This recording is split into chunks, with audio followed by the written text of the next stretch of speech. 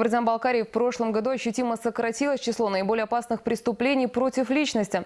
Так, убийств стало меньше почти в 1,5 раза. Состояние общественной безопасности в республике сегодня обсудили на слушаниях в парламенте.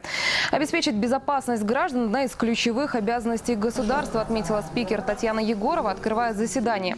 Среди принимаемых мер – предупреждение террористической и экстремистской деятельности, профилактика социальных и межнациональных конфликтов, ликвидация последствий чрезвычайных ситуаций. Последние годы наблюдается неуклонное снижение уровня преступности в Кабардино-Балкарии, сообщил заместитель начальника полиции по охране общественного порядка Роберт Кирефов.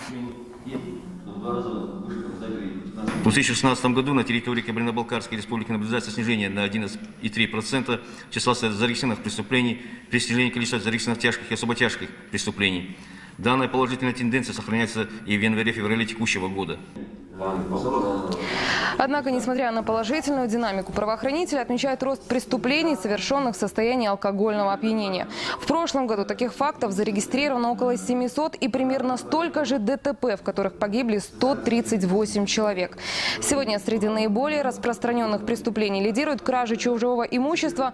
На втором месте незаконный оборот наркотиков. Следом идут нарушения закона в экономической сфере. Участники парламентских слушаний подчеркнули, что системную работу по обеспечению общественной безопасности граждан необходимо продолжать.